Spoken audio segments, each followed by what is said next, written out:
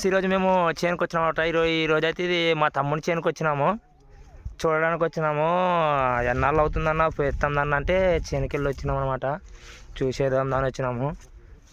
ఇదిగో అక్కడ వెళ్తున్నాడు మా తమ్ముడు. అదిగో తమ్ముడు ఇక్కడ చూడరు బారే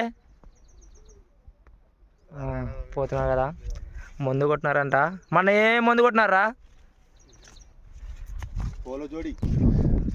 జోడి మామూలు అది కరాటే ఏం కొట్టినాడంట మందు. రిజల్ట్ అయితే బాగా వచ్చింది అంటున్నాడు. ఇదిగో చూస్తున్నారు కదా రిజల్ట్ వచ్చిందా తమ్ముడు? రిజల్ట్ వచ్చేది 100% ఎక్కాలి.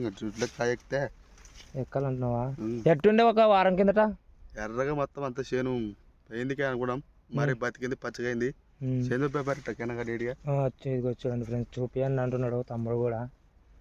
ఇదిగో మొత్తము ఒక వారం కిందట మొత్తం దెబ్బతీసింది అంటున్నాడు. కానీ ఒక 2 మాటలు కొట్టారా మీద మందు? 2 మాటలు కొట్టినారంట.